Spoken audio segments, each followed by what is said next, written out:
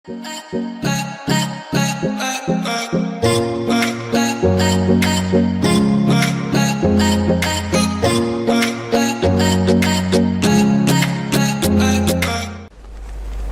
करता हूँ आप लोग बिल्कुल ठीक होंगे। तो चलें वीडियो को स्टार्ट करते हैं। आज बात करने जा रहे हैं फोटोशॉप के बारे में। फोटोशॉप आप जानते हो जैसे कि बहुत ज़बरदस्त सॉफ्टवेयर है जिसके ऊपर हम एडिटिंग करते हैं और भी दीगर चीज़ें आपके पासपोर्ट साइज़ की इमेज बन रही होती हैं, बैनर वगैरह इसके ऊपर बनते हैं, यहाँ तक कि जो इंस्टाग्राम की पोस्टें वगैरह होती हैं और भी दीगर चीज़ होती हैं वो सब हम कहाँ पर बना रहे होते हैं, फोटोशॉप पे बना रहे होते हैं। यानी कि हर शोबे में जो है फोटोशॉप का बहुत ज़्यादा यूज़ है। आप कुछ भी कर सकते हैं, एनीथिंग, कोई चीज़ आपके पास मौजूद है, कोई बंदे की तस्वीर आपके पास मौजूद है, आप डायरेक्टली क्या कर सकते हो, उससे उसकी दाढ़ी बना सकते हो, कुछ भी उसका मजाक भी बना सकते हो, कुछ उसकी इमेज को बहुत ज़्यादा एडिट भी कर सकते हो। ज़्यादातर मूवी मेकिंग के लिए हम फोटोशॉप को यूज़ कर रहे होते हैं। जितनी भी चीज़ें हैं ये सब काम करता है फोटोशॉप, उसके ऊपर जो है ये सब काम हमारे पास हो रहा होता है। बहरहाल इसके बारे में हम बात कर रहे हैं अच्छे तरीके से। तो सबसे पहले हम थोड़ी हिस्ट्री इसकी बयान करेंगे इस वीडियो के अंदर, सही। तो फोटोशॉप इंट्रोडक्शन में आपको आज दे रहा हूँ थोड़ा सा, सही। तो उसके बारे में बात करेंगे, फिर चलते हैं थोड़ा सा आगे, फिर मैं आपको दिखाऊंगा कौन सा सॉफ्टवेयर हम यूज़ करेंगे और कौन सा सॉफ्टवेयर हम यूज़ नहीं करेंगे। ओके, तो सबसे पहले मैं क्रोम पर आ रहा हूँ। यहाँ पे मैंने लिखा Photoshop first name.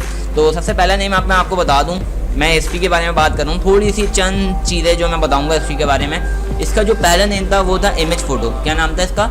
Image photo. असल में एक एग्जीबिशन लगी थी जहाँ पे ये एग्जीबिशन के जो हमारे एडोबी के जो है वो हैं ऑनर, वो वहाँ पर गए थे। एक एग्जीबिशन लगी थी, मैं कहता सैन फ्रांसिस्को में लगी थी, आई थिंक, मुझे अच्छी तरीके से याद नहीं पड़ रहा, मैंने एक चीज़ पढ़ी थी अच्छी तरीके से। यहाँ पे मैं आपको फिलहाल बता दूँ, Adobe is a raster graphic software. Raster क्या होता है ये हम अच्छे तरीके से आगे जाके समझेंगे, क्या होता है रास्टर और वेक्टर क्या होता है, सही, ये सब हम समझेंगे। लेकिन यहाँ देख लें क्या बोले, it's was originally created in 1988 by Thomas and John canal.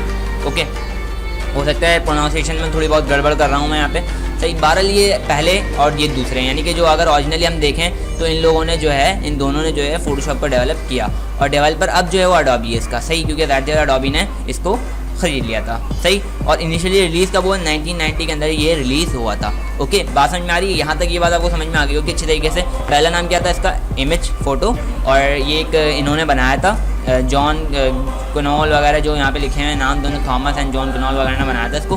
बाद में जो एडोबी के ऑनर ने जाके एग्जीबिशन में इन्होंने रखा था उस सॉफ्टवेयर को भी, हम इसको बेचना चाहते हैं, तो बाद में एडोबी के सॉफ्टवेयर यानी कि ऑनर हैं उन्होंने इस सॉफ्टवेयर को ख़रीद लिया था वहाँ से। फिर बाद में जो इनिशियली इसका नाम चेंज करके फोटोशॉप रखा, और फोटोशॉप के बाद इसको इनिशियली रिलीज़ कर दिया फरवरी 1990।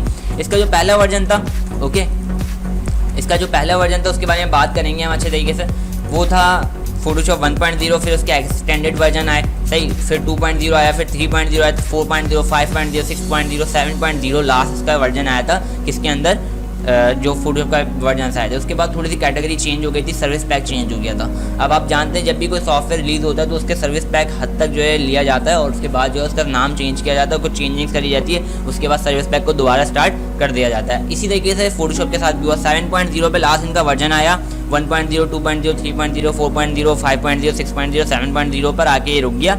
उसके बाद जो है इनके स्टार्ट हुए वर्जन CS6, सही, Adobe CS1, CS2, CS3, CS4, CS5, CS6, सही। आप इसको क्रिएटिव साइंस भी बोल सकते हो, कुछ भी बोल सकते हो, इसकी कोई फुल फॉर्म नहीं बताई थी हमें, लेकिन ये कि क्रिएटिव साइंस आप इसको शॉर्टली बोल सकते हो, समझने के लिए। जो क्रिएटिव साइंस आप बोल सकते हो, क्रिएटिव साइंस 1, क्रिएटिव साइंस 2, सही, ओके, ये सब आप यहाँ पे इसको बोल सकते हो। Adobe CS1, Photoshop CS1, Photoshop CS2, CS3, CS4, CS5, CS6 तक जो इनका लास्ट वर्जन आया। पहले 7 तक आया था, 7.0, अब जो है CS6 के लास्ट, उसके अंदर भी एक्सटेंडेड वर्जन वगैरह आए बीच में, और भी दीगर वर्जन आए, लेकिन CS6 तक हमारा लास्ट वर्जन आया था, सही, जो 2012 में क्लोज हो गई थी। ये सर्विस पैक जो इनका 2012 के अंदर क्लोज हो गया था। अगर आपने सर्विस पैक के बारे में नहीं देखी वीडियो, तो सर्विस पैक के बारे में मेरी पूरी वीडियो है, विंडोज़ एवोल्यूशन के बारे में मैंने बताया था, उसके अंदर सर्विस पैक को बहुत अच्छे तरीके से डिटेल में बताया मैंने। अगर सर्विस पैक का नहीं पता तो वो वीडियो जाके लेके देख लो आप लोग, आपको अच्छे तरीके समझ में आ जाएगा। अच्छा, ये बात तो हो गई यहाँ पे। अब इसके बाद वर्जन आए CC के, ठीक, जिसमें से मेरे पास एक सिस्टम पड़ा हुआ है जिसमें जो हम यूज़ भी करेंगे, इसके अलावा भी हम एक और यूज़ करेंगे वर्जन।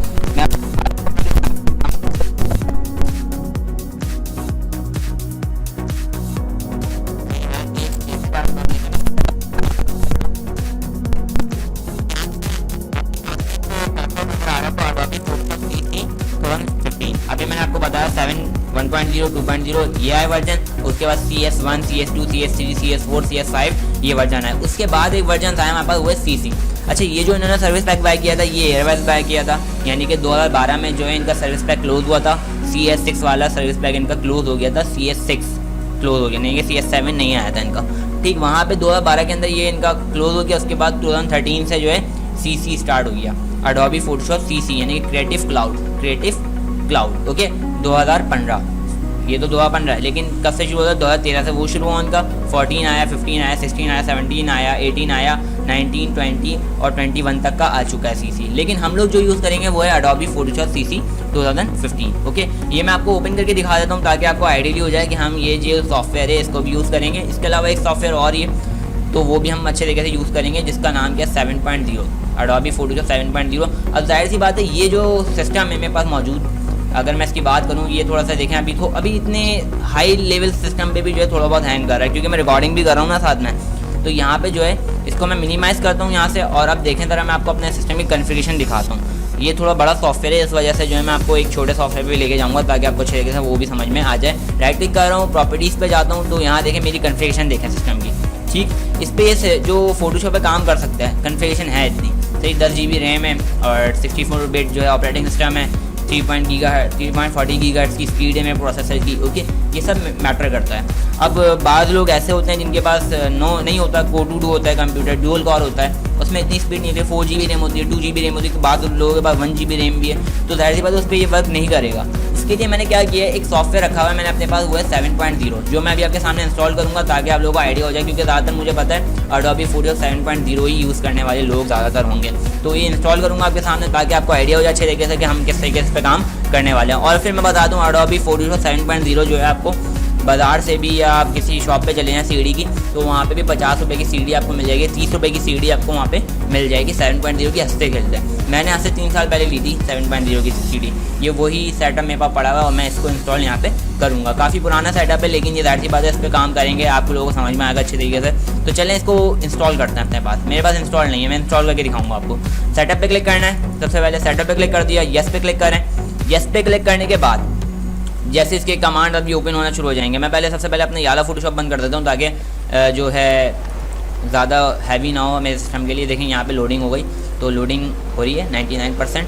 अब हमारे पास का डायलॉग बॉक्स ओपन होकर आ जाएगा, पूरी स्क्रीन पे चेंज होगा। तो चलें आ जाएँ यहाँ पे। अब सिंपल नेक्स्ट पे क्लिक करें आप, बिला कोई झिझक, okay. US English, next, accept. अब यहाँ पे जो है वो टाइटल वगैरह मांग रहा है, हाँ, लेकिन एक चीज़ याद रखिएगा, एंड इंडिविजुअल भी क्लिक करके काम चलाएगा। मैं फिलहाल यहाँ पे टाइप कर रहा हूँ अरीब, ठीक, ओके। मैंने यहाँ पे टाइप कर दिया। मैं टैप का बटन प्रेस कर रहा हूँ, या चाहें तो आप माउस से डायरेक्टली यहाँ पे मूव कर सकते हैं, ठीक। मैंने दोबारा यहाँ पे अरीब लिखना है, ठीक। और फिर मैं जो है माउस यहाँ से यूज़ करूँगा, और यहाँ पे अगर टाइप करना चाहते हैं तो कर लें टाइप, वरना लास्ट नेम मैं टाइप कर रहा हूँ यहाँ से SHAHID शायद, ओके। मैंने ये लिख दिया। फिर मैं टैप का बटन यूज़ कर रहा हूँ और नीचे कंपनी वाले डायलॉग बॉक्स में आ जाता हूँ, ओके। यहाँ पे मैं टाइप कर रहा हूँ computex smart ART smart computex, okay. मैंने स्मार्ट कम्प्यूटेक्स यहाँ पे लिख दिया। अब बात आती है सीरियल नंबर की। सीरियल नंबर हम कहाँ से लेंगे वो ज़रा देख लें। सबसे पहले मिनिमाइज़ करना है, नीचे SN के नाम से एक नोट पैड होता है, यहाँ पे सही नोट पैड की एक फाइल होती है, आपको इसको ओपन करना है। ओपन करने के बाद जो है यहाँ पे क्लिक करना है और फिर आपको कंट्रोल A प्रेस करना है, control A, control C, control A से ऑल सेलेक्ट और कंट्रोल C से कॉपी। ये आपको अगर थोड़ा बहुत आपने कंप्यूटर अगर मेरी पिछली वीडियोस देखी हैं उसके अंदर, तो आपको मैंने अच्छे तरीके से बताया ये कीज़ वगैरह क्या काम करती हैं, तो वो देखें आप जाके, आपको ताकि आइडिया पड़ जाए कि हाँ यार इस तरीके से काम करते हैं। विंडोज़ की मैंने पूरी विंडोज़ 10 की पूरी एक प्लेलिस्ट बनाई हुई है, उसको देखें जाके ताकि जो है आपको ये सब चीज़ें समझ में आए, ओके। तो ये चीज़ हो गई। अब सिंपल इसके अंदर आ जाते हैं और यहाँ पे जो है कंट्रोल V हमें प्रेस करना है, कंट्रोल V हम प्रेस कर दें ताकि पेस्ट हो जाए। ये बात तो आपको अच्छे तरीके से पता होगी, हम लोग नॉर्मल मोबाइल के अंदर भी कर रहे होते हैं, माई फाइल्स में जाते हैं, कंट्रोल X भी करते हैं बाद लोग जो मूव करने के लिए, control C, control A, control C, सही, कंट्रोल V ये कर रहे होते हैं, यानी कि ऑल सेलेक्ट कंट्रोल, वहाँ पे कॉपी का ऑप्शन होता है, जाके पेस्ट कर देते हैं। बस कंप्यूटर में ये कि हमें कीज़ प्रेस करनी पड़ती हैं, ओके। तो ये थोड़ा फ़र्क है। बहरहाल हमने ये काम यहाँ पे भी किया है और कंट्रोल V मैंने यहीं पे प्रेस करके कंट्रोल V भी प्रेस कर दिया, ओके। तो अब ये कीज़ यहाँ पर आ गई, लाइसेंस कीज़ वगैरह यहाँ पर आ गई, नाम हमने दे दिया, सब कुछ हमने यहाँ पे कर दिया। अब नेक्स्ट पे क्लिक कर दें, सिंपल नेक्स्ट पे क्लिक कर दिया, येस पे क्लिक कर रहे हैं हम, ओके, येस पे क्लिक कर दिया। जी हम रजिस्ट्रेशन करवाना चाहते हैं, टाइपिकली रखना चाहता हूँ, कस्टम नहीं रखना चाहता, नेक्स्ट, सिंपल नेक्स्ट करते हैं। अब आपका कोई काम नहीं है। अब ये थोड़ी सी लोडिंग ले रहा है, इसके बाद ये पूरा प्रोग्राम जो है इंस्टॉल हो जाएगा। बस एक चीज़ याद रखिएगा, ये बहुत हल्का प्रोग्राम है, यानी कि कोई इतना बड़ा प्रोग्राम नहीं है। आप नॉर्मली Pentium 4 पे भी इसको आराम से चला सकते हो। Pentium 4 अगर आप जानते हो एक प्रोसेसर होता है हमारे पास, उस पर भी हंसते खेलते ये काम करता है। अभी देखें मेरे सिस्टम पे बहुत ज़्यादा जल्दी इंस्टॉल हो रहा है, क्योंकि जाहिर सी बात है मेरा सिस्टम बड़ा है। ओके, आपके हो सकता है सिस्टम पे थोड़ा टाइम लग जाए, ठीक है। अभी देखें 53% हो गया। अगर नॉर्मल सिस्टम पे इसको इंस्टॉल करूँगा तो ज़्यादा से ज़्यादा जो है 2 मिनट या 3 मिनट लेगा। अभी मेरे पास जो है इतना ज़्यादा मिनट नहीं लेने वाला, मेरे पास भी हो जाएगा।